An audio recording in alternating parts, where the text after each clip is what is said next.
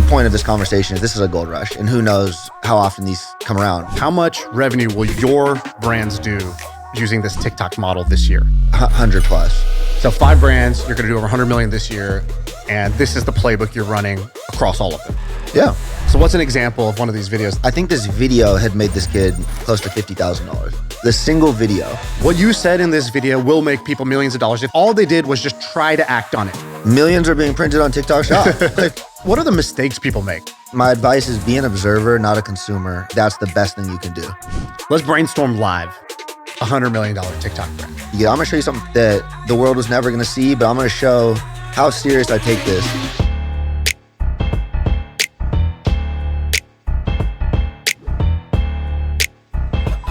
All right, ready? Has anyone ever wore a cutoff like this before? The first one to bring the gun show to MFM.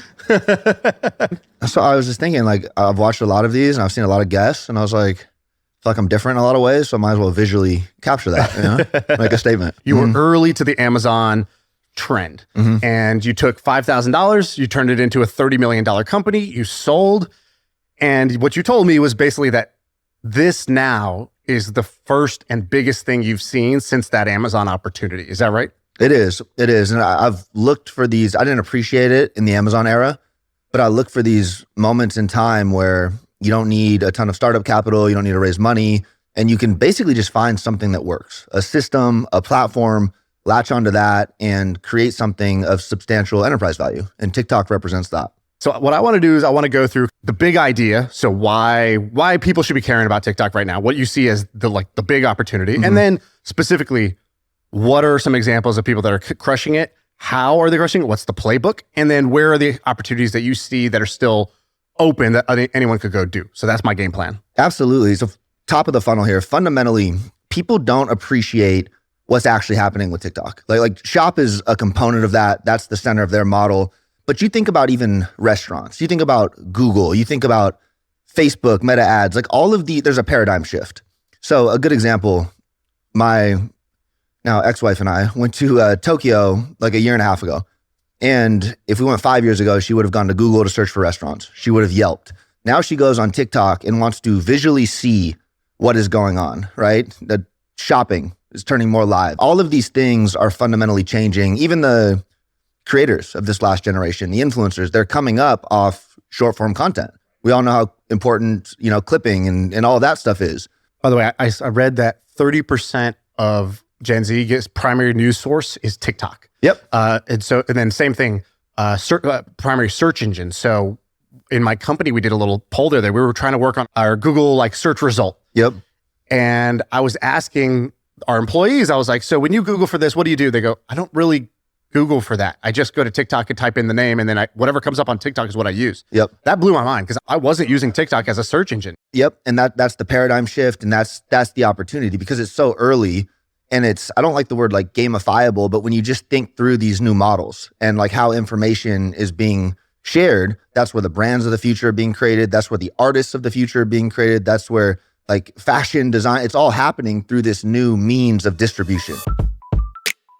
All right, so imagine landing a call with Richard Branson from a cold email. One founder, one of our listeners, they did that. And the HubSpot for Startups team just launched a playbook sharing exactly how it was done. And not only that, but also a killer report on fundraising for founders. So you could steal Ava's cold email playbook. You can get the insight into what investors want and the top tech stack across founders. And so much more. I can't stress this enough, how crucial this is if you're looking to get into networking and to raise money right now. Get the link in the description below. Now back to the show.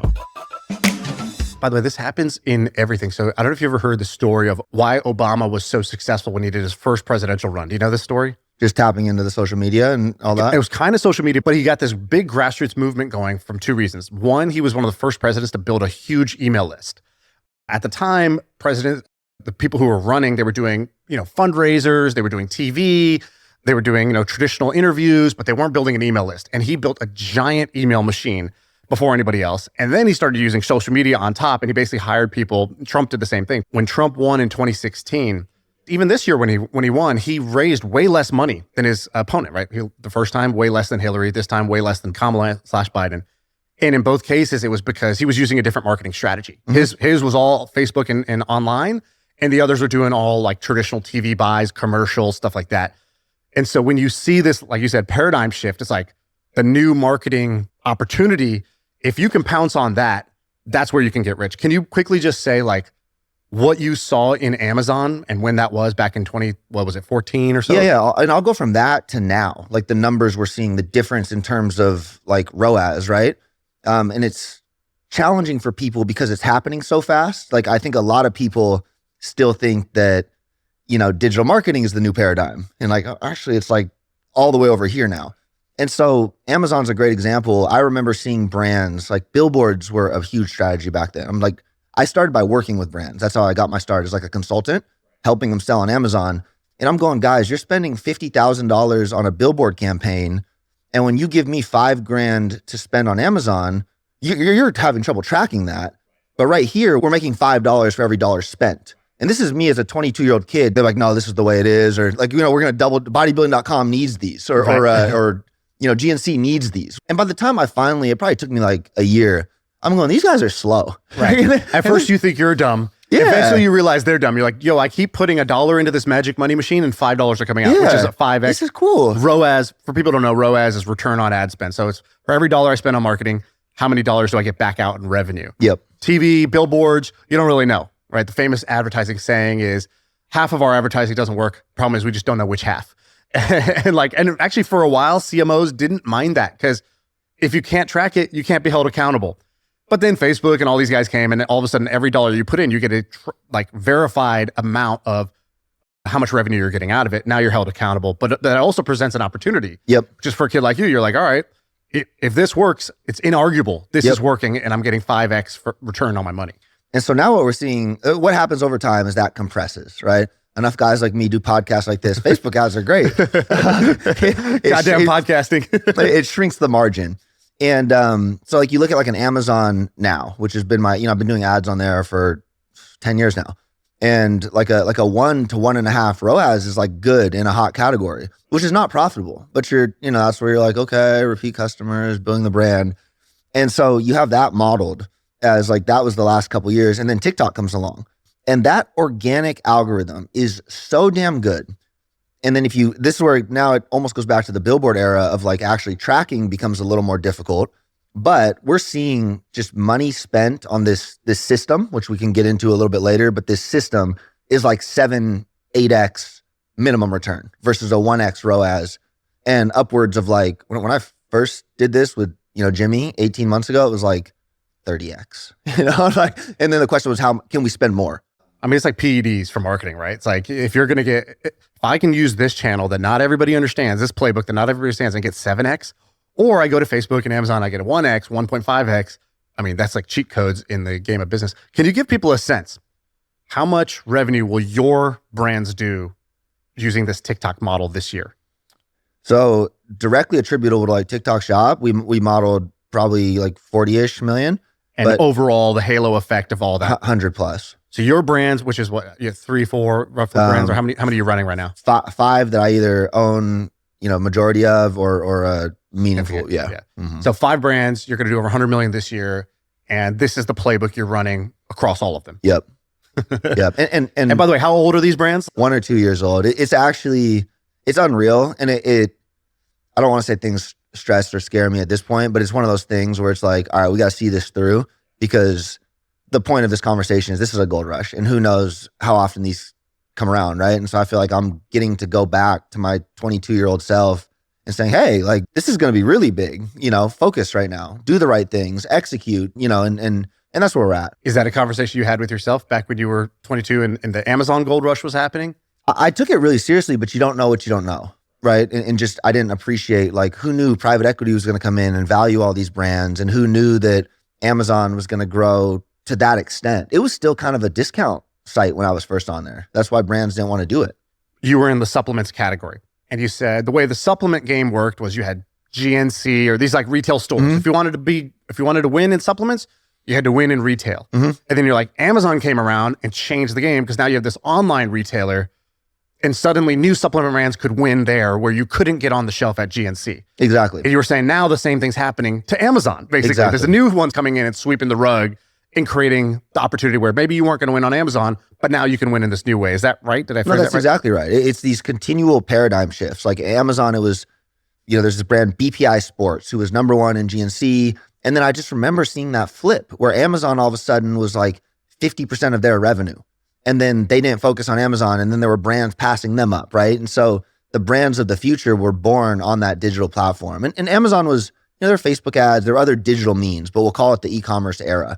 And now it's happening again with like the short form discovery era. So it's much less about what does your website look like or this and that. It's like, how are you optimizing for this means of information dissemination?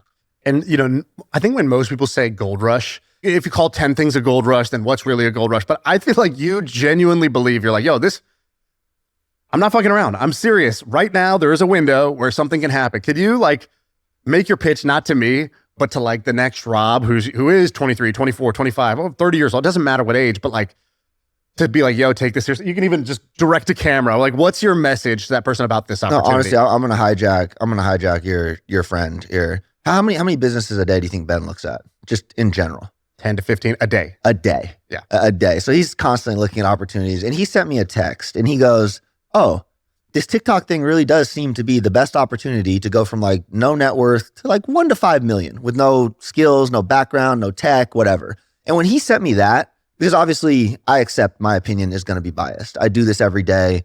But when Ben sent me that, I was like, oh, okay, yeah, no, this is for real. And then you look at our own, we're doing this, our company growth, even though we have skills, we've been doing this a while, but to go from 0 to, 100+ million run rate is actually insane with no, we're not raising, we're profitable, super profitable. Yeah, you've bootstrapped these, right? Mm-hmm. I'm a small investor in one, but you didn't take our money for the money. You just... No, we love you. You just want us to be on board. All right, so let's stop teasing. What are the brands, tell me some stories. I don't live in this world, you do. Tell me some stories of some brands that are crushing it. What are some examples that make this real? One that I think we can start with is this company, Roos Research. And this guy had a little Amazon experience. He's 27. And this is a 9-figure play. And I just couldn't be more excited for him. And so I'm hyping it up here. But he reaches out to me 2.5 years ago before TikTok's even taken off. And he's like, hey, I'm thinking about starting the supplement brand on Amazon. He picked the right category. He's like, longevity is getting bigger. He gets on Amazon. He's doing all right. And then TikTok comes around and he pours all in on it. And 2 years later, I believe this month, he'll do north of $15 million between all online. This month. Uh-huh. So what is the product? What do they do? It's something research? NAD, Roos Research. And it's that it's that every couple of years, a new supplement category comes along where this might have long-term staying power. Collagen was the last huge one, $4 billion exit, Vital Proteins to Nestle. And he's betting on that. And then he went all in, all bootstrapped, no raised money. Not even he hasn't revamped the brand yet. If you go look at it, you're like, oh, this looks a little it doesn't look like a multi-$100 million thing, but that's what he's building. So I'd say that one. So he spotted the health trend early enough. Not like the first guy, but early enough. Mm-hmm. Built a good product in that space. You said he went all in on TikTok, or figured out TikTok. What did he actually do to make it work on TikTok? He tapped into this creator model. So should we go in detail yeah, on what's the playbook? So for all these ideas, they have a playbook. Yep. What's the TikTok playbook? So it's important to preface it with this. Everyone is used to YouTube, Instagram, where your followers matter, right? You have an Instagram following of 1 million people, that's valuable. TikTok shattered that. And you have to look at everything through the lens of views. You start a brand new TikTok account. I do. We walk out of here, we start a new TikTok account together. We start a video of dancing in the street. That could get 10 million views, right? And so that's the center of this whole model. Swings at bat. Screw your brand page. Roos doesn't have a brand page. Right. They might run ads, but the key part of the model is how many people can we get creating product-specific content for the brand? Like an army, instead of one influencer becoming Kim Kardashian or The Rock or whatever, instead of I will become famous and get a lot of followers and then sell product. What you're saying is the new model is an army of people need to create content, and then it's just the content wins. One of those pieces of content needs to pop in order for this to work. Yep. Is that it? Yeah, exactly. And the first big use case of this before product was Andrew Tate. Like that's how can we say that? Can we say that name? Course. That's how he broke the internet. Not even like intentionally, but he had affiliates making Tate content. Right. And so Tate's not on TikTok, but he has 500 hungry little minions who love him. And he was paying them, or they were just inspired? What was going on? Yeah, there was an affiliate commission back to make more videos for him. So like you could get people paying $50 a month by making this content. He created basically like a content MLM almost. Pretty much, yeah. No, exactly. So what was his, I mean, that's kind of genius of him to do that, because no other, we were content creators, podcasters, whatever, but if we created content, we just put it on our channel. Yep. And it was just us, or like we would hire people to create clips for us. But on our one channel, yep. What he did was different. He's like, yo, here's a bunch of raw material. Send it, run it. You figure out how to go viral. And if you do, I'll pay you what, per view? Or what was he doing? Per sign up, they got back to the community that would teach you how to do that. So I mean, and the end result was most Googled man on the planet, right? And so now you see that everywhere. Streamers like Aiden Ross and those guys, they spend 6 figures a month paying on a CPM metric, paying people to chop up their streams and put it out on new TikTok. Like I do that, right? With my stuff. Like someone from my team will chop this up and you might see it. Right. Swings it back. And so now take that same idea. Sorry, when you say my team, do you literally mean like my employees, or you're like, both. We're trying to hit it from every way. And brands are too. Like this is the fundamental thing. How can you get as much good quality swings at bat as humanly possible? And sometimes it's freelance people, and then sometimes it's internally. It's a little harder on Shop's so beautiful because the model itself incentivizes it without us having to change hands. Like internally, I'm trying to figure out metrics, like, see, like all that, right? Whereas if you have talented creators, they just go. And that was Tate's too. It worked, it fed itself. The economics fed itself. So Shop feeds itself. So just to explain, instead of just sending it to famous people, influencers, or random people, what happened was certain people realized, oh shit, I can make money doing this. So instead of just doing it once, what if I made 5 videos a day? Yep. What if I started picking brands that I thought would perform well, and they started making $500 a month and $5,000 a month? You have creators that make, how much does like the most successful creators make per month? Just creators. They don't own the brand. They don't buy inventory. They don't have to run the operations. They're just making TikToks. What do you think? What do you think? I've heard that like there's like 20-year-olds that are able to make $100,000 a month. Yeah, like a lot, and way more than you'd think. I was at an event for one of our, the group that I own a little piece of, and we've had 27 people make over $100,000 in a month as freelance creators. And the important part is these are not influencers. Like Jacqueline, I have a YouTube video with. She was working as a server 8 months ago, making $20 an hour, and she made like 180 grand last month. And what they did, they go in the lab and they're basically like, all right, I have to figure out what content can I create that will make this product, interesting, appealing to other people. And then they get like, they're making like 30, 40, 50 videos a month. Most of them don't do well, but a few of them start to do well. And they're studying and learning, oh, if I do this hook, that grabs people, but it's not converting. Okay, what could make it convert better? Yep. And they're just specializing in the craft of short form content. No, not too dissimilar than David Ogilvy in the past, figuring out how to do print ads that are going to convert, right? All the great marketers in the past. It's just, instead of going to an ad agency, you're going to these creator armies where young people are specializing in how to create short form content. And direct response marketing. Yeah, this means. That's exactly what it is. And there's varying degrees of it. There's like the innovators who can sit down. The algorithm's the algorithm. You have to capture attention. You have to keep them watching, and then, something to convert.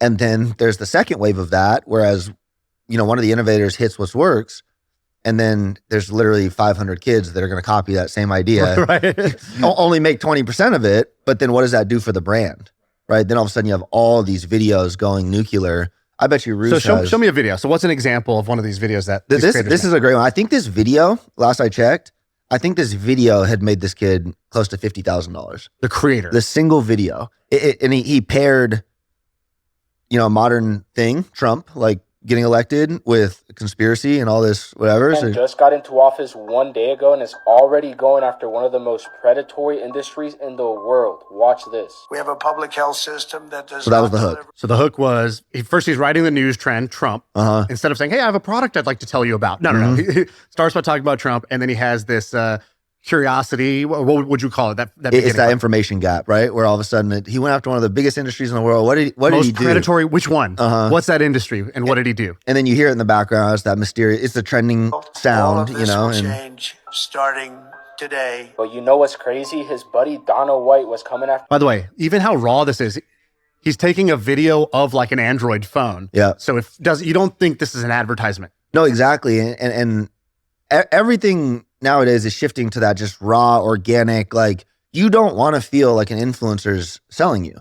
And that's not what he is. Like this is a random dude making telling you a story. Yeah. Right, okay. What's he? You put the raw materials back in. I could skip ahead a little bit here, but it's the Trump bit, and then got Dana White, Now, more this is social where it proof. all gets interesting because around the same time they were trying to silence this doctor for giving us. Is this a the scientist natural now? way So to deal with that yeah, cold that we Berg, all it's another see famous at the scientist. same So they're time. he's building this case for something. Still hasn't told you about the product, right? Problem that lives up and through here. And oil of oregano is the absolute best remedy for that. It's antimicrobial, antibacterial, antifungal, anti-candida, antiviral, anti-parasites, and anti-mold. Now I did some research, and not only is oil of oregano. So really, you get the idea, right? And then he still hasn't sold you. He's building this idea of oil oregano, and then at the end, I believe he.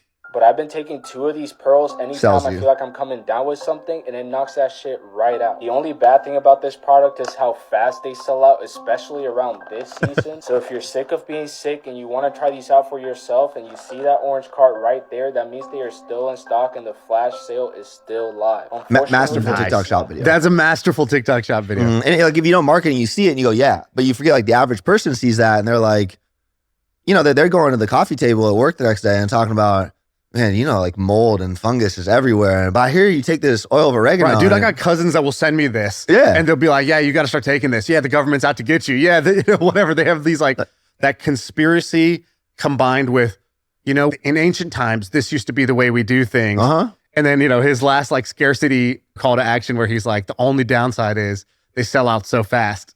So if you see the button is orange, that means they still have it. Just get it while it's still you better there. go. And it's on flash sale right now. Right. It's like, did you see, the brand you're invested in? Did you have anyone send you content from that at any point? Like just Not only did I have people send me content from that brand, which we're the founder of it doesn't want us talking about it. All right.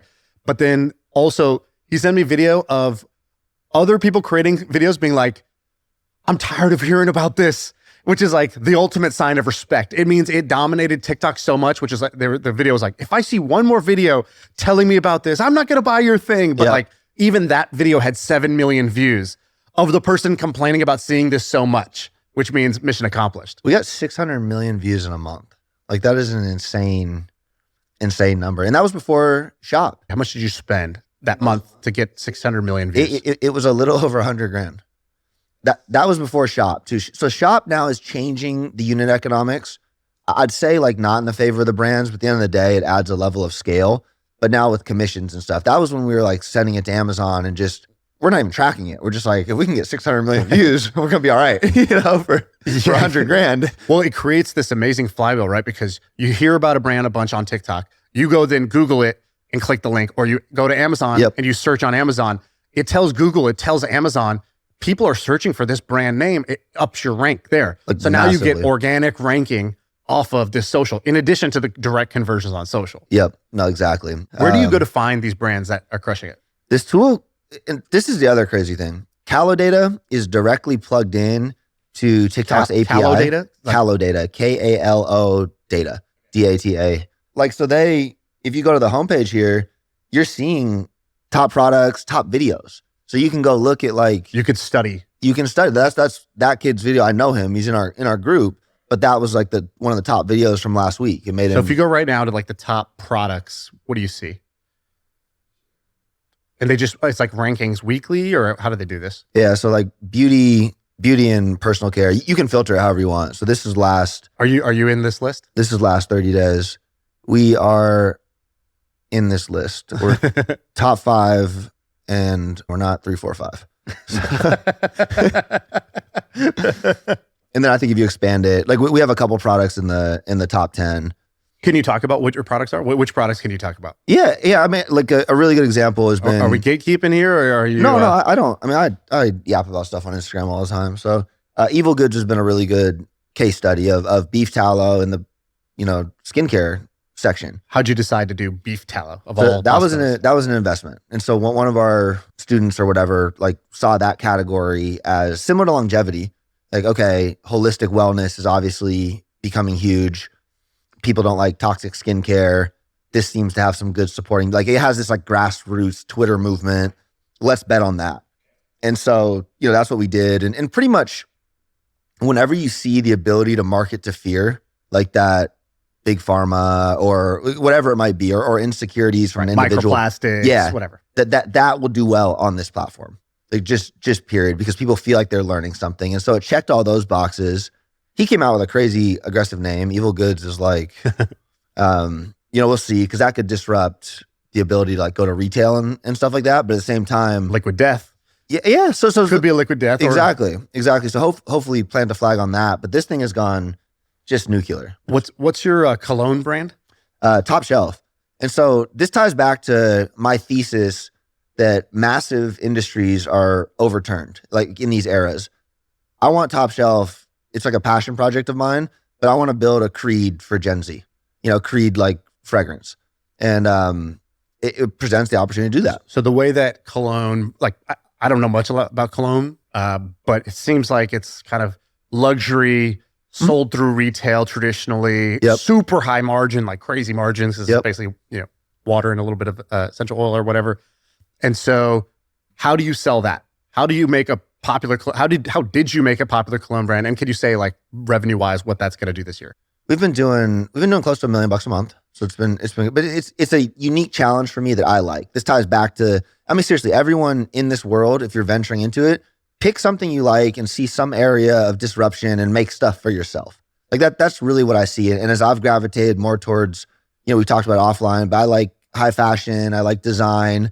And so this seems like the perfect segue for me to go from consumable to something that can play in that world, right? Fashion, culture. Yeah, exactly. That exactly. And so like Creed is relevant at like these big fragrance houses are relevant in Paris and stuff like that. And so for me, it's been I know it's luxury because I've never heard of what you're saying. must be good. Have you seen Creed or no? No. You probably see like Creed Aventus. It's like a, popular fragrance that sells for $250 a bottle. And so when I'm seeing that, I'm going, I can, there's a lot of margin for error. Let's walk through it. So you're like, all right, I want to go into cologne. Mm-hmm. You get it made how? Where'd you go to make it? So I had to hire he calls himself a professional nose, and has been like designing fragrances for God knows how long. Okay. And so I'm learning. You just Google this guy, or how'd you find him? Relationship through our other business partner. He had done skincare before, and this guy was like a known guy in the industry, charges an arm and a leg, made one good product. Don't think I like it, right? So I'm like, how can we build this out internally? And I've learned more about the industry, like what smells actually fascinating, like how it makes people feel. What's fascinating about it? Just all the different, mechanisms and mixes, and like you go to Abercrombie, you know exactly what it smells like. It's like it can be a signature of branding. It can be a signature of a person. It's probably like the least used sense in marketing. So 1,000%. But you think about like a fresh pair of Nikes, like that's intentional, right? And like new car smell, and so it's just been a fun avenue to learn more. And I'm far from an expert in it, just to be honest. Like we have the one product we're moving well with, and then we're trying to build out. So tell me. So you say you went to the nose. Mm-hmm. Nose makes something for you. That's what you use, or you say you didn't like it? So he actually made us 8 different samples. We chose the one he wanted to use. We blow it up. We did 700 grand our first month. It just gets murdered with bad reviews. People hate it. And so now all of a sudden I got all You liked it or no? No. Yeah, okay. You yourself were like 1 star. Yeah, and I'm kind of, I didn't hate it. Right. I didn't hate it, but I wasn't like, oh, I would wear this. And at the time with Genius, I was really big on making products for yourself and like being all in on that. And then we have all these things going nuclear, and so I'm like, money. Right. Where's some money? $90 bottle. I'm trying to make something for myself, but this time it's money instead of a product. and honestly, that blew up in my face a little bit. And so we revamped on the second one and had it's a winner. And like it was very methodical. And so that's the one doing like $1 million a month. But before he made $1 million a month, it must have made $1 a month. So how did it, what did you do initially to get that to work? So you go to the creators. That was the nice part. The first fragrance, we got the playbook, like the angles that worked. And so good marketing, bad product. Yeah, and exactly. Then so what was the angles that work? Give us an example for that. That's another one. It's huge in this Gen Z era. And I don't like saying Gen Z, actually. It's TikTok person and male. There's a billion users on there, right? So it's a disservice to the app to say it's just Gen Z, although that's where a lot of these ideas percolate from. But the self-improvement and dating and all these little boxes that this generation's trying to check are hyper relevant to smell. Like that's a thing in their world. Like, how do you smell around the girl you're trying to talk to? Very easy fear. Yeah. What's the name of your thing? It's like her loss. Her loss. Where did that come from? That's genius. It's actually, I went through this whole like Drake era on my personal brand, and he has an album called Her Loss. It's like, don't reinvent the wheel. He succeeded. What would be like a killer hook to sell that cologne on? They do actual skits. So actually one that worked really well was we had female creators do it, and they started calling it like pussy magnet juice. If you gotta believe that. Well, my boyfriend came home in this or whatever, you know, and really high converting stuff. There's a story. So I just did a podcast with this guy, Craig Clemens. Do you know Craig? Mm-hmm. So monster. He told the story of like OG marketing that's super relevant for this. So I'm going to retell it because his episode's going to come out too. But he talks about like one of the greatest headlines he's ever read in marketing. He goes, I got 4 for you. And the first one he told was, he talked about this headline. He goes, here's the story. This guy's a famous marketer. He's one of the best. He's known as one of the best marketers on earth. And this Hollywood actor hits him up and he says, my wife wants to launch her own perfume brand. Will you come and help us with the marketing of it? So he goes, he meets the wife. Wife says, I want to do this. He goes, say no more. I'll make this happen. And he goes and he starts studying fragrances, and he goes to a mall. And you know, the guys at the mall who are like, you know, they had like a make your own fragrance thing, or like, you know, you have all these oils, you can mix your own. And he just asked the guy, he goes, what's the #1 fragrance that women love? And he goes, oh, sir, easy. China musk. And he goes, China musk? And he goes, yes, China musk. It smells good. So he takes it. And this is like, you know, he's only a couple weeks in, but he doesn't go back to the Hollywood wife. He sits on it. He's like, I need to make her wait for her to value this. I need to make it feel more important. So after 3 months, he comes back to her and he goes, I'd like to meet you. I have something for you. She goes, okay, what do you got? He goes, I've traveled the world. I've tested, you know, thousands of things. I've studied, I've talked to everybody, and I found it. I found the greatest fragrance for you. She smells the China musk. She's like, this is perfect. In the meantime, he goes to a jeweler and he goes, I need you to make me the fanciest bottle you can come up with for this thing. It's like this, like whatever, diamond shape or whatever. And so he comes up with this beautiful bottle. He's got China musk. And then he tells her, we're going to do a launch. And she goes, yeah, we could do it at this like small place. And he goes, no. We need to do it somewhere bigger. How about the Crown Plaza Hotel? And she's like, that's huge. Like, we would need a few thousand people to show up. He goes, that's my job. So she makes the bet. She books the hotel. And she's like, you better not embarrass me. So he goes home. He's like, I got to figure out a way to get thousands of people to come to this grand launch. And he goes home and he writes this headline that says, wife of famous Hollywood star swears under oath that her new perfume does not contain illegal sexual stimulants. And he goes, and then the sub is, he's like, to prove its safety and that it is not what people are claiming, she is doing a live testing where she will prove without a shadow of a doubt that this fragrance works and is safe at the Crown Plaza Hotel on this date. And like 10,000 people show up to this thing. It's like packed. He hires like armed security guards to walk in with handcuffs to a briefcase that contains the perfume. So people see them walking in, they're like, holy shit, what is this thing that's being presented in this way? And there's this whole story, and it ends up becoming this bestseller. And he's like, that headline, but he's like, you know, he broke down the elements. He's like, wife of Hollywood star, curiosity gap. Which Hollywood star? Swears under oath, right? That's kind of like the conspiracy, the seriousness, the drama, the stakes of the situation. Hits every point. And then doesn't contain sexual stimulants. So like, how good is it? People think it's so good it should be illegal. And you know, evil goods or the stuff you're talking about with like your cologne is like hits those same notes. Now that was back in the, I don't know, like the 70s or something like that. It was a long time ago, but Same playbook, just redone today in 2025. And then Craig took it and put it in Facebook ads, and I'm taking it and putting Put it on TikTok. Quick side note too, for anyone, I know there's like a vast internet world of gurus and people that talk about stuff.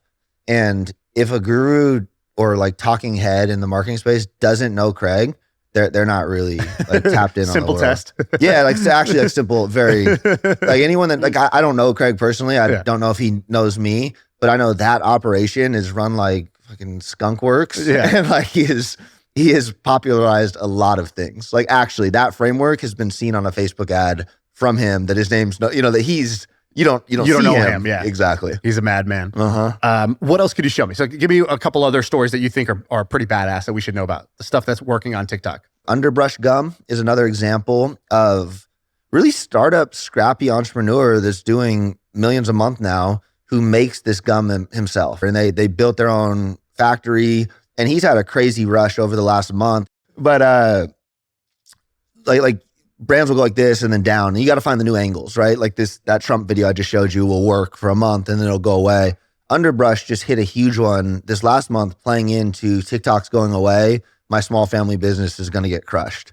And it was the founder doing like some ASMR video of like how he's making it. Right. While talking about that. Yeah. And then he just gave that out. And then the army picked it up and all put their own play on it. Gotcha. So it was the same angle over and over again with different voices. And some claiming it's their business. But that did millions for him over the last like 30 days. Can I put you on the spot? Yeah. Let's do a little magic trick. So let's brainstorm live. Yeah.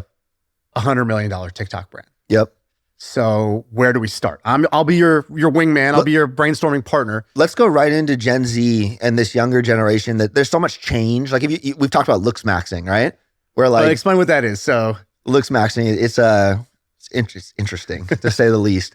But there's this subset of like young men that are hyper focused on looks, almost to the point of like it being super feminine, but like they're optimizing it. Yeah, exactly. And it's like their heart's in a good place. Most things can be boiled down to basic human desires of like they want to reproduce, right? but how they're going about it is all of a sudden like, have you seen those funny videos on morning routines now? It's almost like Patrick Bateman-esque, but it's just like so elaborate. You mean? Yeah, like, trim each like that.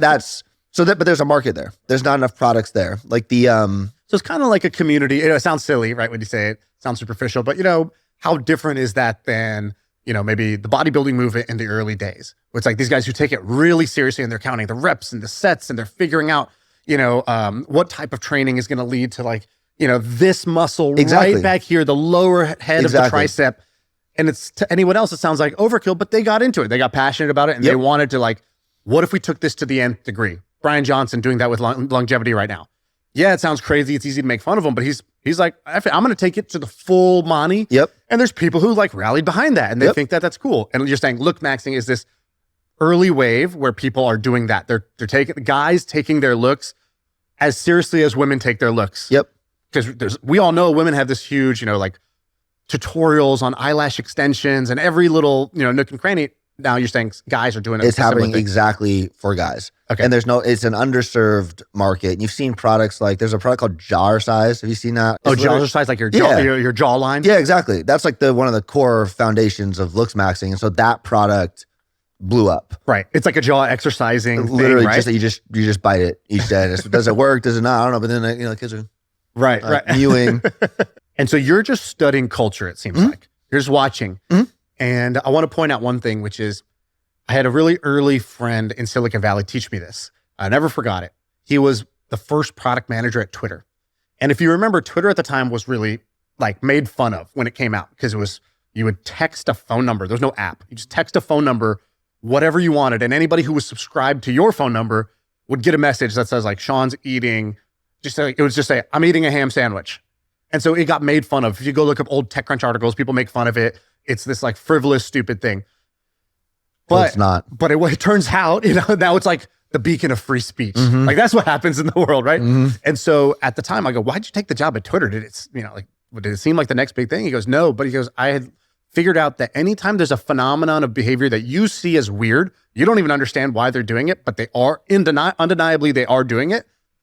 You should lean in as an investor or like an entrepreneur. that's your signal to lean in. Whereas most people use that same signal and they point, they laugh, or they push away. Yep. And it gets harder the older you get. But staying tapped in on that and not being oblivious to like the change in the future, like, because that was my dad with Instagram. Like, what a stupid platform, people posting pictures, and now everyone knows you have to have an Instagram. And so that's happening again, and yeah, I think it's great advice. Like we were hanging out with Mr. Beast last week, and he has this thing he says, which is, you're crazy until you're successful, then you're a genius. Yep. And he goes, I've been doing the same thing the whole time. I used to sit in my bedroom and make ridiculous videos. At the time, I had no money. So his ridiculous videos back then were me counting to 100,000. And it's like a 19-hour video or something. Or him taking a plastic knife and cutting through a plastic table with just like a knife. And he's like, it was just a stunt.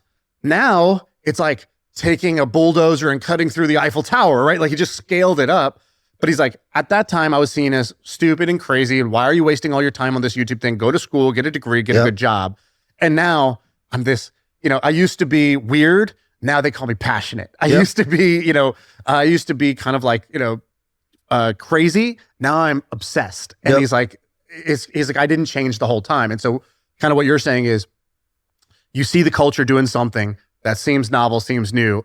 Instinct as somebody who's a little bit older is, that's stupid. That's stupid. That's this. And now you're like, get curious instead. My advice is be an observer, not a consumer on all of these platforms.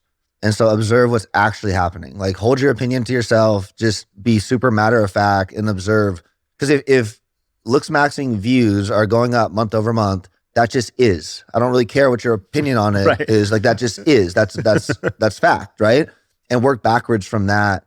But so Lookmaxing, I mean, with that, all of a sudden, it's literally, this is how broad it becomes. Just like when pet supplements became a thing on Amazon, it's a category that becomes potential billions overnight with nothing in it. And so who makes men's skincare products well? Like 2 or 3 brands that aren't even focused on it. And so, I mean, right there, you can build anything. So you would be like, Lookmaxing trend, go, and then you would brainstorm maybe like skincare, mastic gum, like jawline stuff. Yeah. I like to look at exploding topics, and I like to still look at Amazon data. Like, there's different tools you can use, and you'll see searches for those And things. do you get afraid, somebody's already doing this or whatever? No, it's like more validation of the idea. And then you're going to try to out horsepower them on the marketing. And then you come up with the hooks. So like, what would be like an example of a hook? Let's just go Lookmaxing. Now, what's an example of the product? It would be like a gum or like a jaw thing, or you think skincare? Which one would you go into? Let's just say a gum. Because what? Consumable, novel? Repeat buys, probably relatively straightforward to do. Okay. And now you have a gum. Great. We got our product. You want to name it as part of our improv here? Ooh. ChatGPT. Oh, yeah. What would you prompt? Because you use AI for a lot of this stuff. A ton. I actually do. And that's... Yeah, let's do it. Let's go on ChatGPT. Yeah. It's actually gotten so good. Do you think the jaw angle is the trick with the gum, or would it be breath, or what do you think? No, it would be jaw. You'd call them feminine in some capacity for not having a strong. I like how your brain went there. Like, I have this phrase that I say, which is the only positioning is counter positioning. Yeah. Like, a lot of people just want to say their position. Oh, we're healthy. We're good for you. We don't.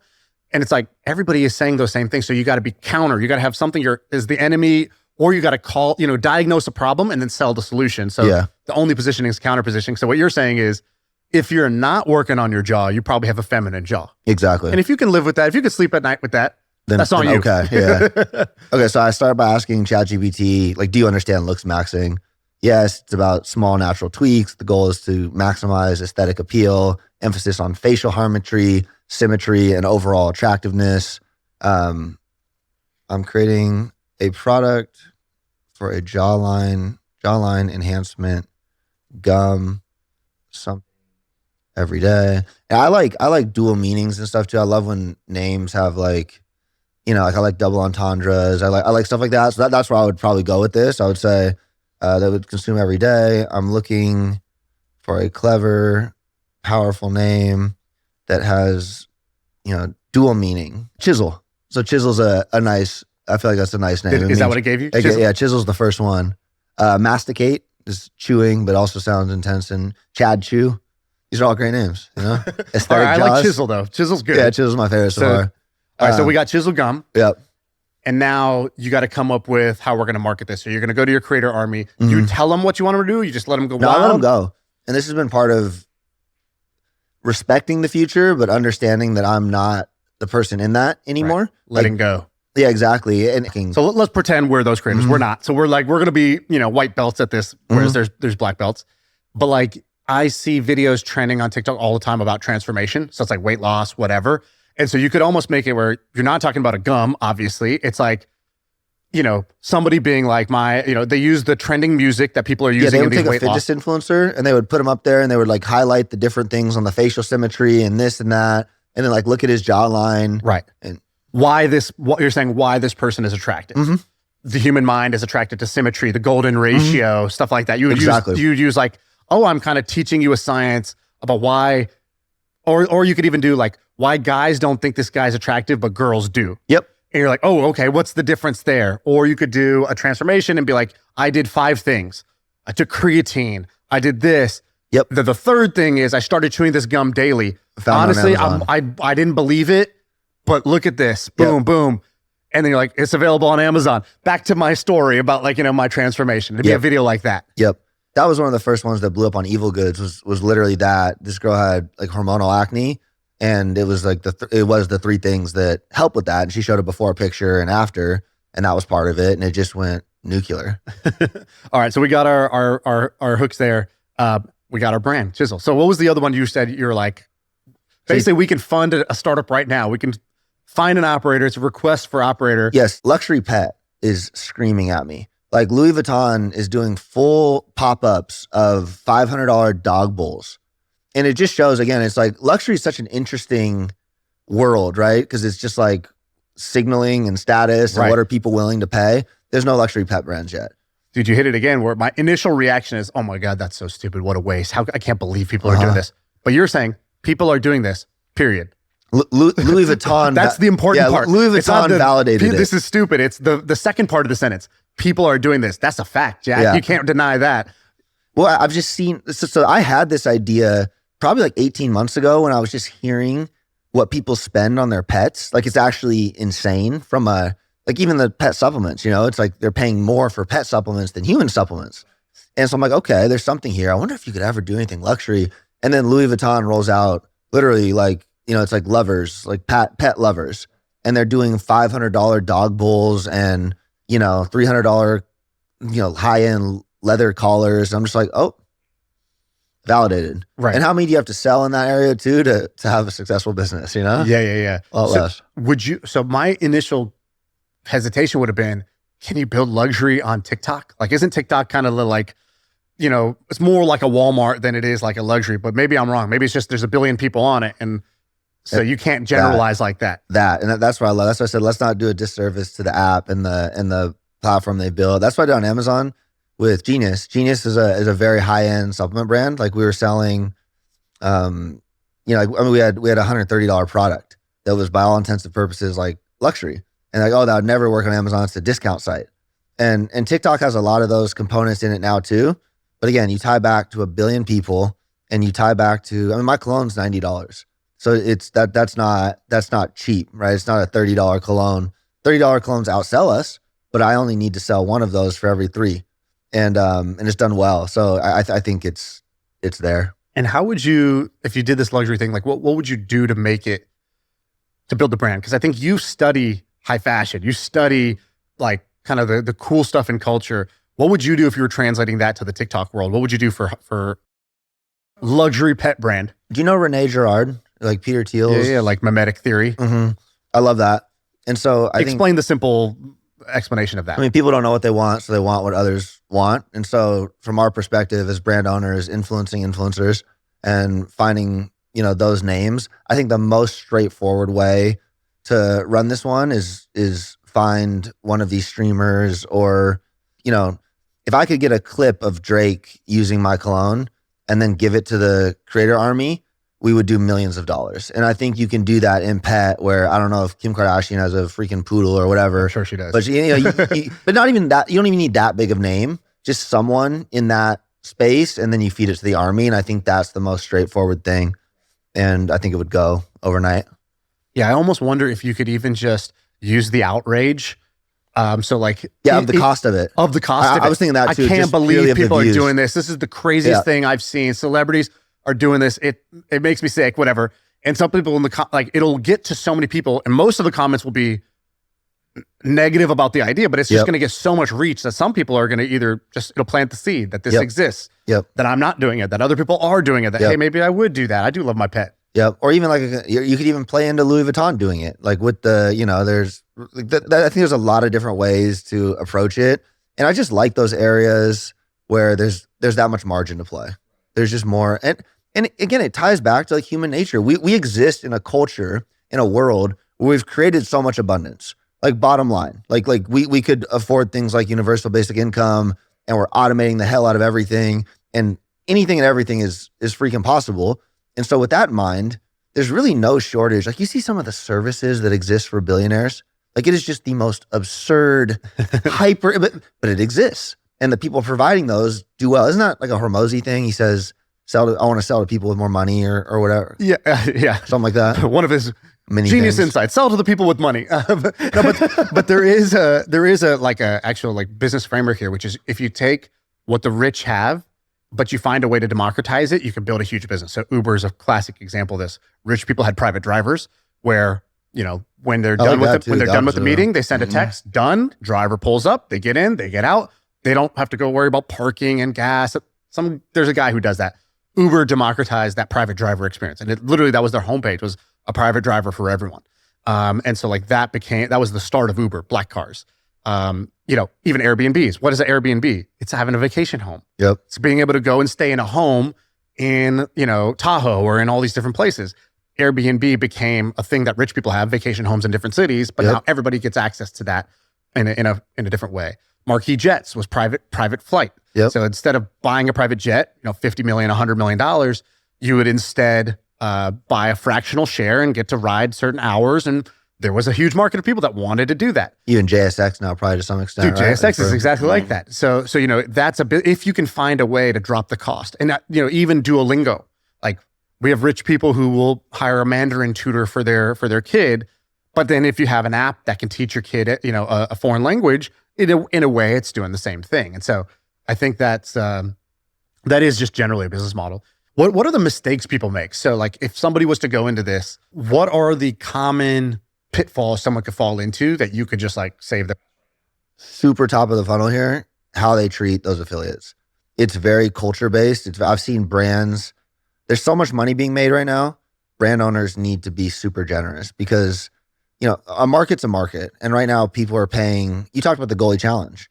Yeah, explain this because that was in an old episode. So explain like, what they were doing. This brand comes in and in an effort to get as many creators as possible, put together all these prizes with like the number one, if you did $1 million in sales for them in a month, I believe they'd give you a condo in Brickell or the cash equivalent, which was like 600 grand or something like that. Like and Lamborghini was the next one. And it was like this like rewards tier list. Rolexes left and right. And you're selling goalie gummies. Like they just make these like apple cider vinegar gummies basically, which also was a health, kind of like a holistic health wellness things. Like apple cider vinegar has benefits in your gut and whatever. Maybe. Yeah. That at the time was the narrative. The creator said so. Yeah. This 22-year-old who's trying to win a condo told me that's how the world works. Oh man. Do you believe any advertising at this point? No. Once you've seen how the sausage is made, you're like, there's a reason I hate supplements too. You know? I'm not launching new supplements. I mean, there's some good stuff out there, but overall, when you really peel back all a decent amount of health advice online nowadays is coming from 18-year-olds making conspiracy videos. Yeah. That's pretty wild. It's just reality. So a good brand like Goalie comes in though, and they set the stage for how creators are being treated. And obviously they have a lot of money and they're trying to mess the game up for everyone else, right? They can afford that, maybe lose some money. But then if you're this startup brand owner and you're coming in and no, man, I don't want to give you 25% commission. I'm going to give you 20. And that can be super off-putting. And so in this current era, I would say, and even the culture from like the group we own part of, it's like abundance. It's like, put it out there, it's going to come back. And I think as an owner of a brand, like bringing that, not, you know, accepting that we are a different generation and not infringing on them. I think that's the best thing you can do. Right. All right. Give me your just summarize. If I tuned out and I just need to hear one thing to summarize what your thoughts are on this kind of TikTok opportunity. Give me the summary, and then I want to ask you about some other stuff. Millions are being printed on TikTok Shop. Like what are you doing? like just starting brands and trying to get as many. I'm trying to perfect short form content and short form content distribution. Like period from a brand. Why do you believe so much in short form content? Because it's changing the world in front of our eyes. It's from personalities we know to songs we know. Like it's so like music even. We're hearing songs that are blowing up from this world. And that's just, it's the future. Do we have this friend, Connor Price? Have you seen what he does on TikTok? Wait, who's he again? He's a rapper, white guy rapper. Yes. He used to work in Ramon's warehouse, like moving boxes. No shit. And he was like, and then during COVID, warehouse shuts down. He goes home. His wife's like, you should put your music out there. Let's do something. Yeah. Right? We're just sitting at home. And he was really shy about it. And she's like, you got to start making content. He puts out a YouTube video and it gets like, 11 views like most YouTube videos do. And then she had this genius. She's the real mastermind behind it because she was like, let's make a TikTok. And he was like, he had the same reaction. TikTok, that's stupid. That's not serious. Like I'm an artist. I'm a musician. I'm not just one of these kids dancing. Yeah.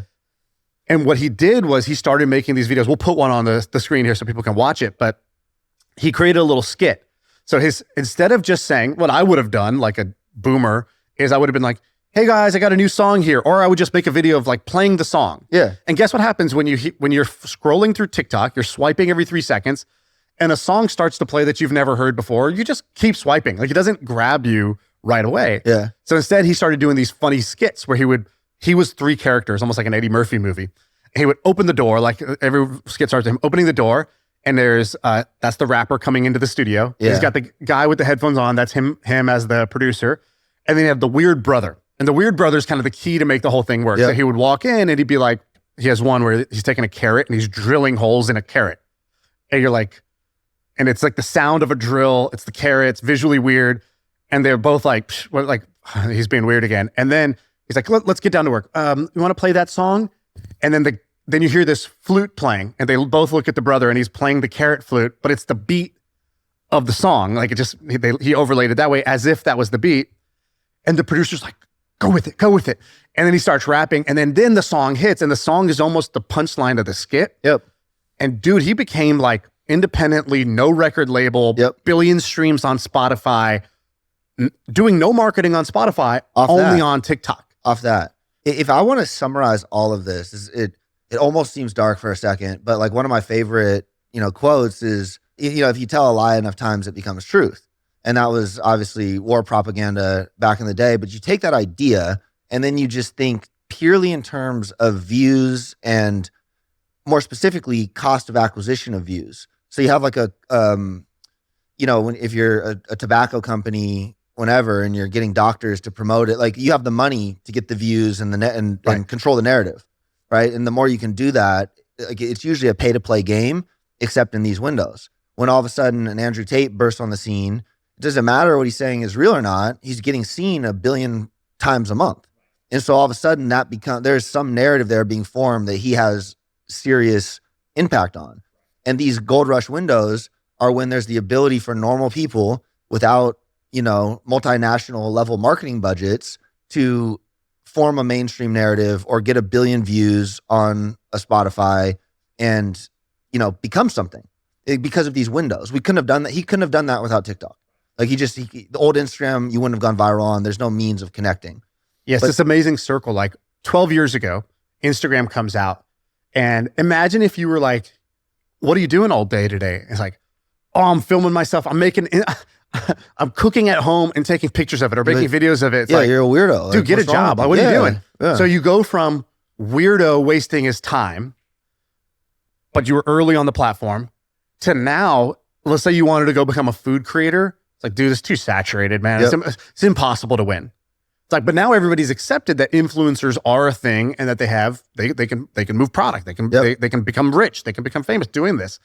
And what you're saying is kind of like on TikTok, it's the same model, but instead of you becoming a famous creator, it's your product can become famous by putting it in the hands of talented people who are going to make all kinds of videos, taking literally like 1,000 shots on goal a month. And if they get the right story or the right premise and they keep innovating on that, your product gets famous that way. Yep. Whereas, dude, you weren't going to be able to walk into Walmart or Target and get on the shelf. Yep. You're not even going to be able to really go onto Amazon and just rank number one in these categories because they're so competitive. Not anymore, right? You're not going to become an influential creator on Instagram. It's harder. This is where the green field is. My dad called me an idiot when I was pouring into Amazon. Like actually, like, you know, like questioned my sanity as like as a human, right? Like it was like a crazy experience. Now in hindsight, it's like, God, thank God. $30 million later. Yeah, thank God I didn't listen to my parents, you know? And it's just weird. That's why I admire guys. Elon's a good example. I think when you look at things from like a very ground up perspective and don't take the common, there's so much arbitrage everywhere because humans are narrative machines and we live off that. So it's like common knowledge becomes whatever. And yet technology is reshaping everything.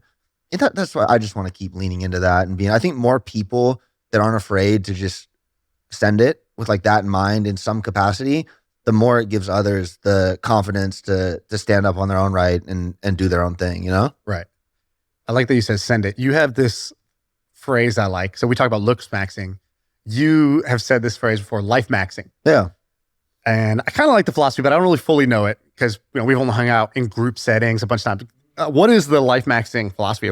Is this something that you think more people should be kind of taking as a mantra?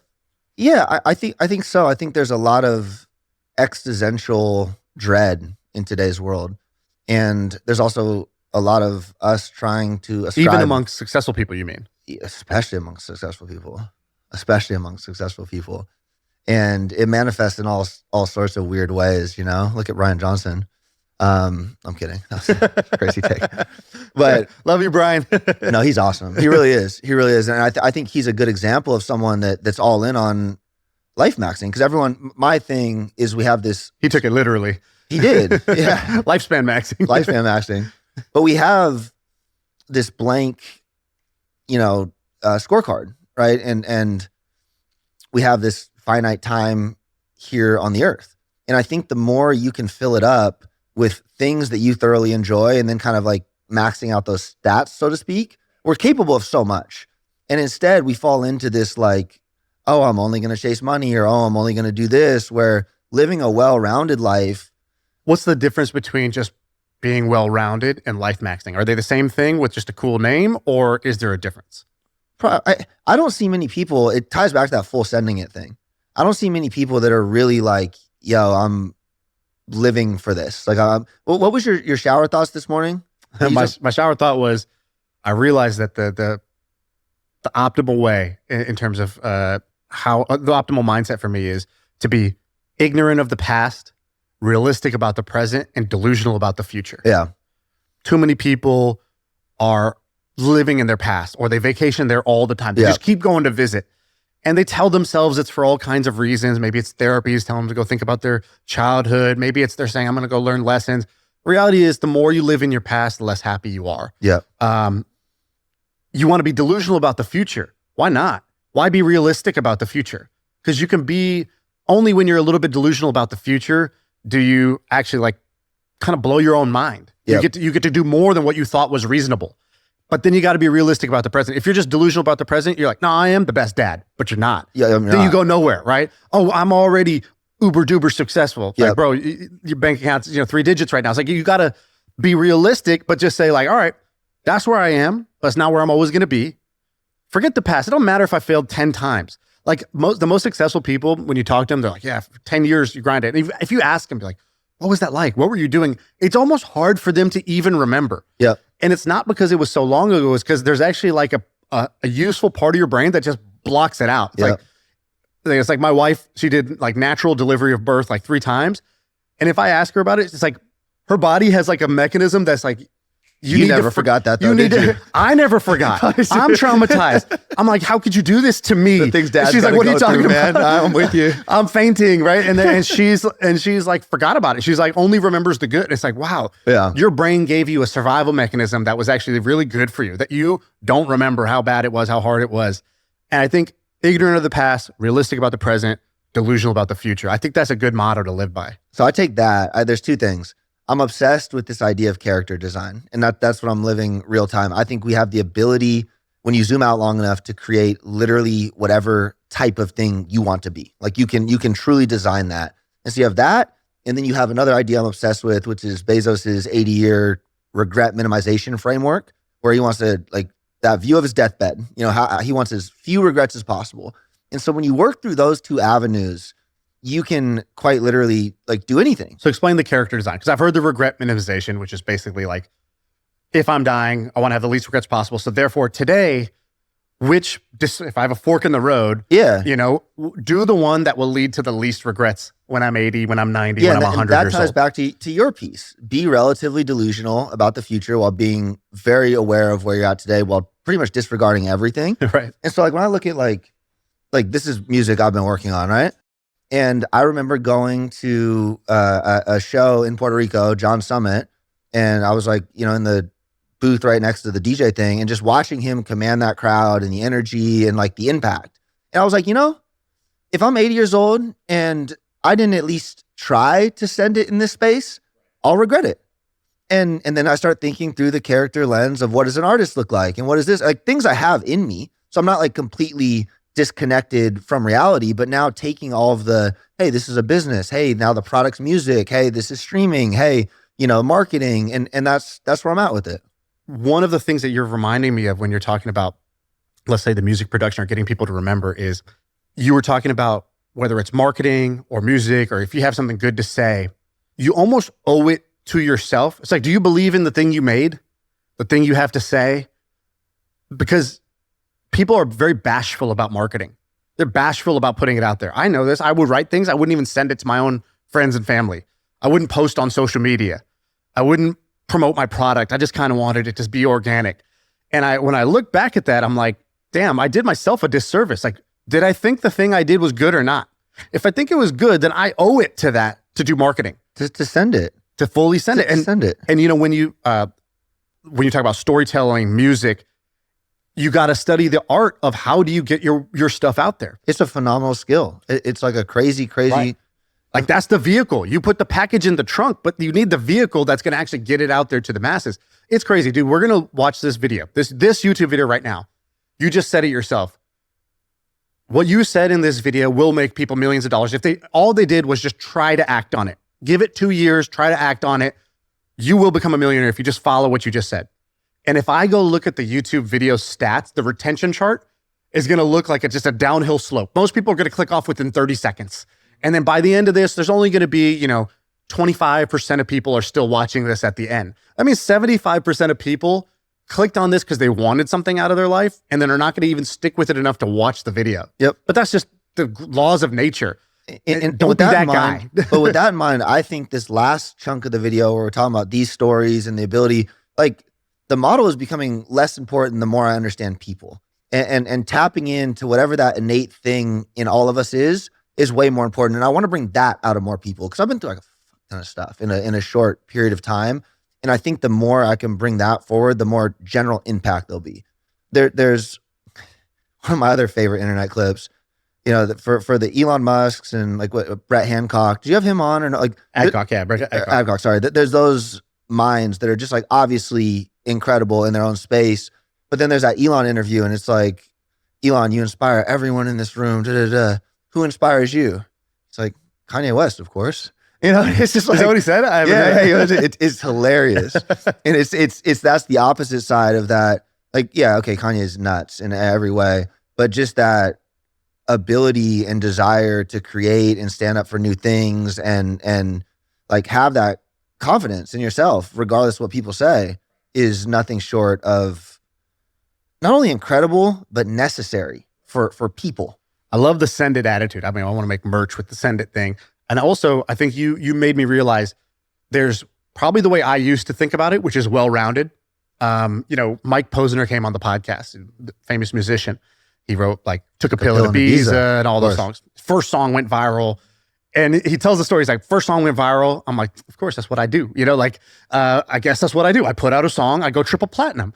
And then the second song went double platinum, then single platinum, then no platinum. And then he was on the shelf. The record label was like, it's not even worth paying to produce your music because we don't think it'll sell. But also you can't go do something else. You're under contract. So he was like, dude, I'm shit out of luck. He like went back to school and started learning how to sing better. He's like, dude, I'll just work on my craft. And then he came back and now he's had this resurgence. But he talked about, he goes, I had to look at my life and realize, yes, I was uber duper successful in my career, but I was a desert wasteland in relationships, in health and whatever. He's like, that I realized was just not success for me.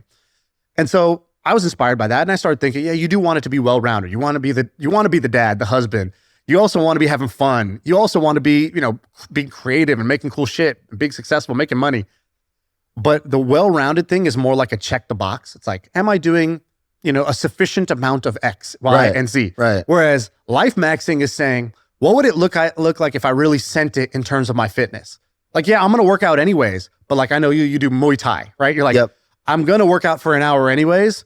What could I do that makes me like, what would be full send on this workout? Dramatically better. And that's the great example. It's like 2 years ago, I couldn't fight at all. And now I feel pretty comfortable like in there with a lot of people right. that aren't named John Jones, but just taking things seriously and really putting that notch on your belt. It's like now music or even like learning Spanish is one that I'm like gonna do. And I'm gonna take it very seriously. And it's not gonna be I'm half learning Spanish. I'm gonna be fluent in, Do you do these one at a time or how do you like, that's what I'm discovering. How do you not stretch yourself too thin? That's what I'm discovering. It's like how much, and I like that healthy balance of pushing yourself we're capable of so much more than we give ourselves credit for. I've already seen that, but there is some line. And so I don't have a good answer for that, but I'm trying to also be an open book and show it all real time. Like I want you to look back at my fighting clips from 2 years ago and I want, the meat, like all of it. I want to be an open story that is ongoing and constantly iterating. So this year Jesse Itzler came on the podcast and he gave this idea of a misogi. He's like, oh, this is Japanese tradition and the way kind of the American translation or the way he translated the Japanese idea is one grand challenge a year, but specifically like do something so grand that it changes you. Yeah. That it changes you. So then it's like, for him, it was like he ran this 100-mile race. Like, and every year he picks a different one. One year was write a book. Another year, so he's done this for like 15 years or so. And I was like, damn, I never really do something like that, right? Like I have like New Year's resolutions, things I want to improve about myself, but I never really like put out the misogi, the grand challenge for the year. And so I made one. I was like, all right, and I like that it's one because I was like, oh, I want to do this and this and this. Right. And all that was going to do was guarantee none of them happen. Yep. So, all right, what's the one for this year? And I was like, I want to have more fun in my life. I have fun playing basketball. I have fun doing the podcast. I have fun, in business, my kids. Where can I dial up fun?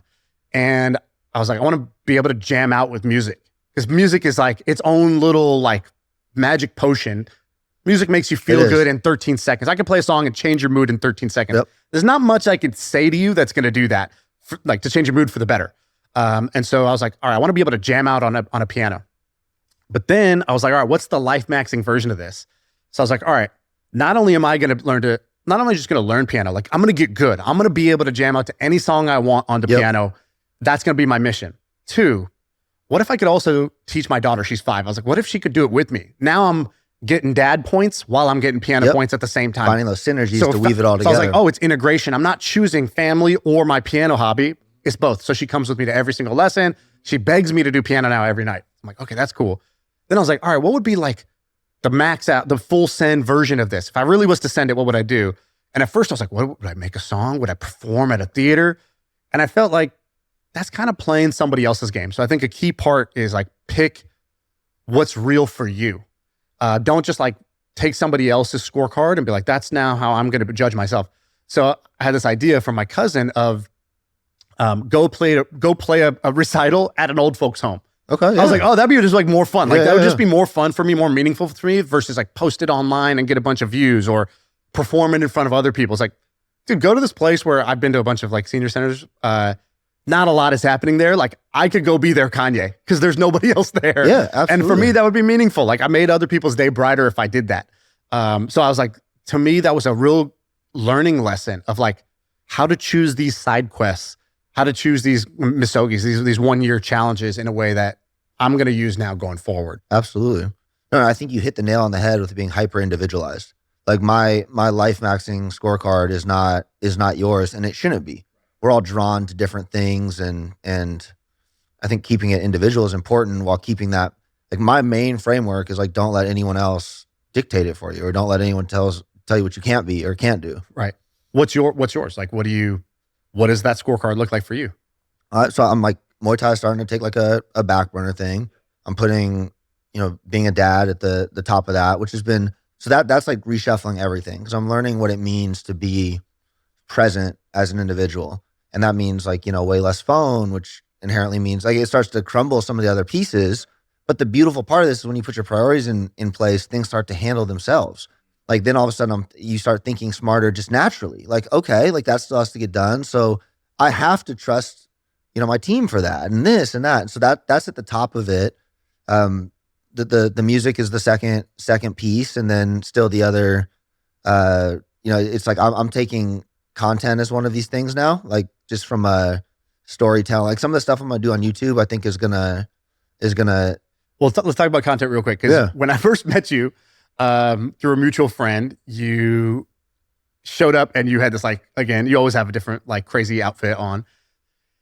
And somebody was like, oh, you got to check out his Instagram. And I go, and I was like, bro, like I was having a great conversation with you. And then I went to your Instagram, that's not and I was like, I would never talk to this guy. Your brand name was like the Genius CEO. Every video was like Dan Bilzerian meets like Instagram meets like drop shipper. It was like, oh man, this guy's selling courses, and every video was like over the top. He's talking about how you can make millions instantly. It was a get rich quick vibes. But I met you, I was like, dude, and you were like, you're like, it's an experiment. Like I'm intentionally turning that knob up that way because I want to see what happens. And you were into that at the time. I think now you're making a shift. But like, can you just describe what you did there? Because I almost once I met you and I was like, oh, he created a character. So I was like, that's actually respectable in a way. I'm huge. Like one of my core things is obviously intense ownership of like oneself. And one of my problems after I sold that business with Genius, I had my first daughter. And I was really frustrated with the world. Like I just was. And it started to become like a cope and like other people have weird ways of ducking ownership and responsibility and like disconnecting from their own unhappiness. And I remember just thinking like, okay, I don't like where the world's headed. And so I could sit there and keep crying about it, or I could try to have some influence or some dent on it. And that's what kind of drew me to intentional social media. I had tried to do like this cool health content, and like I was doing not full Brian Johnson, but like Dave Asprey level stuff like 7-8 years ago, like hyperbaric chamber, red light, and like literally nobody cared. Like it's just nobody cared. And now in hindsight, it was the nice guy was finishing last. Yeah, and in hindsight, it was I didn't know how to make the content yet, right? But I saw this like clear formula of, oh my God, if I post a car. Like I am actually rich. I still have a business. And if you post a car or watch or whatever, people respond. And so as that started to work, I started doubling down on those things. And it wasn't until like you kind of got to play the game to change the game a little bit. It was my opinion. And that's when you met me, kind of in that wave where like pseudo relevant, even if maybe not in the right lens. But until you have learned those skills and learned to kind of, develop a platform, then literally nobody cares. Like nice guy does finish last. And so I guess that's just been my personal evolution. Like it's been fun because I'll be the first to say I got way too far in that stuff. Like I got lost in it. Like that actually does happen. Ben, your partner, flagged that for me like 7 or 8 months ago in a really casual Ben way. But like, Ben's non-confrontational. What did he say to you? It was just something along the lines of like, well, if you do that stuff enough, don't you start to kind of believe it or become it? And that stuck with me. And like, I don't think he knows that stuck with me. I don't even know if he remembers he said that.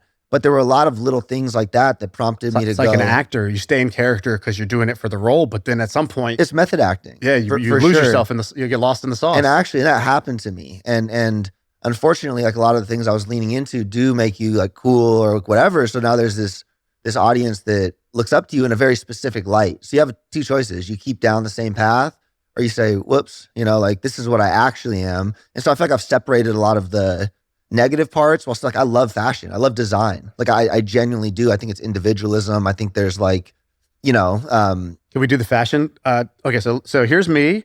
I have Nike shoes. It should have been just New Balance to go full dad mode. I'm wearing sweatpants and a plain black shirt. Those Kobe's though? No, these are not Kobe's. These are $90 Nikes. I just like this color of green. So let's go head to toe. Teach me what you got on here. San Francisco. This is full, and I love it. I got matching socks today. That's only because I knew I had to step my game up for you. Normally it'd be mismatched socks. It'd be more sweat jeans. These are Lulus at least. And then like, this might be my daughter's, but I was like, oh, hold on. He's going to have hella accessories. Let me come strong with the I got less wrist accessories than usually. So let's start with the wrist. How much do you think this is? You start with the wrist. Is that like part of the fashion? No, you no. build around this? I don't want to talk about Louis Vuitton. So okay. That looks fancy to me. All right. My honest guess would have been that that's a $20,000 watch. This is a vintage Oakley from like the 90s, and it was like $3,500. Okay. So I don't believe that like expense and cost. Like I have some expensive stuff, but I think like it's way cooler to put together like unique kind of stuff. This shirt is this gentleman. The brand's ERL. I can't pronounce his name, but he's like the head photographer for Vogue, and like he did all of Kendrick Lamar's stuff. And again, not super expensive, but like very on the come up. The jeans were from Kanye's. Like this was probably like it's not cheap, like probably $300 or something, but not mind blowing. Kanye's Free Larry Hoover tour with Drake. These were probably like $150, like $200, not expensive. Louis Vuitton boots, which were expensive, they're $2,500. I love what Pharrell is one of my business idols. I think there's a huge gap between like artistry, culture, and actual business. Pharrell has that quote. It's creativity without business is victimization, and business without creativity is just dumb.